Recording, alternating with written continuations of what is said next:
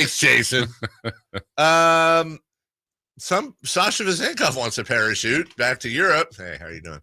According to many European reports, he wants to get out of Sacramento. According to EuroHoops sources, Chris, how do we feel about EuroHoops? You're the European here, kind of. You know Europe-y stuff. I don't know anything about European You're a basketball. Man City guy. No? Okay, fine, wow. I guess. Okay. According to EuroHoops, he has informed the team about his intention to leave. Yet to be decided if he will seek another opportunity somewhere else in the NBA or will return to Europe. Now he's in the middle, really in the first half of a 3-year, $20 million deal, which is guaranteed for 2 years. But I don't know if EuroHoops is just ignoring or doesn't understand how NBA contracts work. Like you can't just, like I say, it's not like a transfer fee. Like they've guaranteed his wage for next year. And to my knowledge, there's no mechanism in the CBA for them to just be like, for them to like mutually agree to part ways and the Kings not be on the hook. Maybe there is. Maybe if he says, I will forego this, $7 million or whatever and opt out, but I don't think that's the case because you think other players would do that, like mutually agree. Oh, we'll let you off the hook and this guy can go sign with the Lakers or something. Yeah, I don't know the exact stipulations, but I feel like sometimes you can get a league permission on some contracts. Okay. I think, like let's say a player has 4 years left and then they do an immediate retirement just for whatever reason. Right. And then you can get, I forget what that granted, not injured player, but there's usually like a stipulation the league will come up, hey, we're going to give you a portion of the cap or whatever. I don't know if that's going to be the case here, but I think on the Kings side of this, Dave, I would say they got to really dig down here with Sasha and with his group, his agent and so on. And like, okay, what are we looking at here? Like really what is going on? And my best guess is I'm sure he wasn't very thrilled with his playing time. Yeah, well, I think my best guess is the Kings weren't really thrilled with his playing time. Yeah.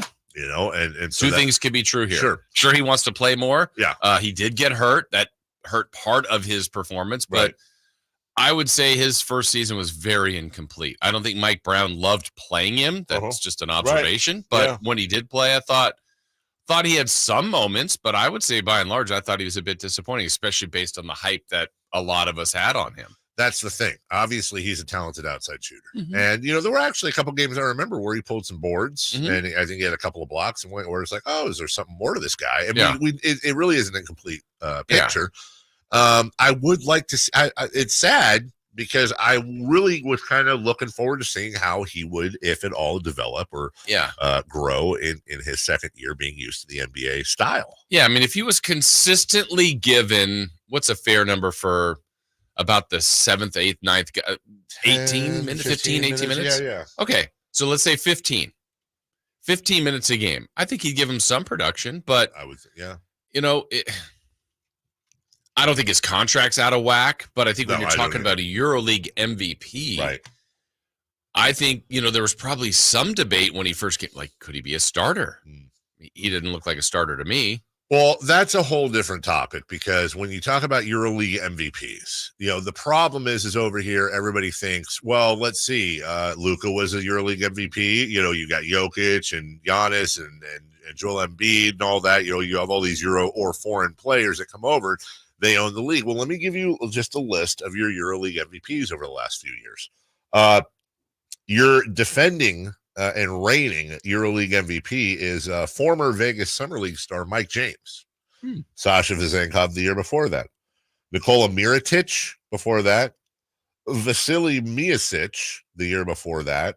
Jan Vesely, and then Luka.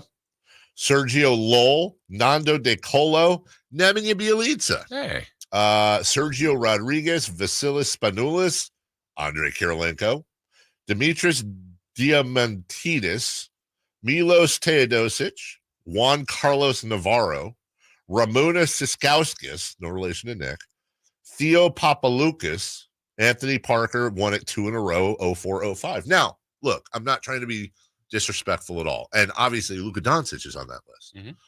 But I think it's incredibly fair to say that for whatever reason, the vast majority of EuroLeague MVPs either couldn't play in the NBA or would have been rotational players at best. So I don't, it's not bad to be EuroLeague MVP, but when you're 28 years old or whatever he is and you're coming over here, I think there were some, understandably, that maybe put those expectations. Let's put it this way.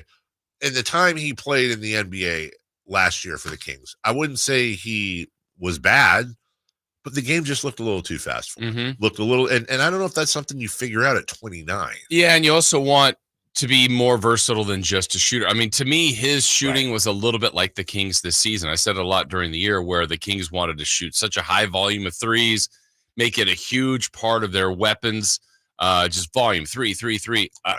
I didn't think it was a great shooting team. They were good. Right. And there's some nights they were better than others. Sure. But a little bit like Sasha, there'd be some nights like, ooh, okay. Yeah. He's having a decent night. And other nights like, yeah, he kind of needed to make the 2 shot attempts he had. Right. And he missed them both. So, again, I think multiple things are true here. I would say he underperformed. I don't think he got a ton of opportunities. Yep. But, can they make another run at it? Or is he truly that disgruntled where it's like, hey, look, the best way is to move off of him. And we talked about all these other type of people to trade. We really didn't put him in a lot of trades. No. Well, maybe he's a guy that I don't know how coveted he is, but his contract's pretty friendly. I think his contract's really friendly. And when you look at his jumper, when you look at his, how that shot looks, he's obviously a hell of a talent. And you hear the stories about how he broke all the practice records for shooting and all that. We'll talk a little bit more about this later. By the way, EuroLeague MVP, when we talk about Luka Doncic, it's also important to remember Luka was 17, 18 years old. He was started the year at 17, finished it at 18, and won the EuroLeague MVP. I think that's a little bit different than doing it at 27, 28. Yeah. We'll take a break. When we come back, 3 for